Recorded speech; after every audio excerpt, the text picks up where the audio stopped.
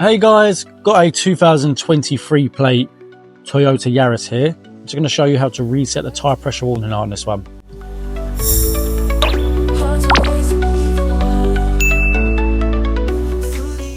So on this one, we're going to use the controls on the left hand side of the steering wheel and the screen in front of the steering wheel there. Now from here, just want to scroll down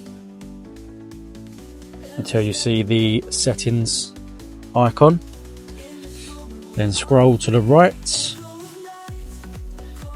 and then go to vehicle settings. Now hold OK down for a couple of seconds. Now go down to TPWS setting, clicking OK.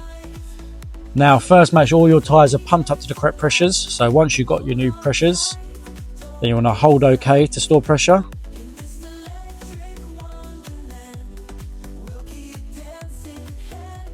And that's it.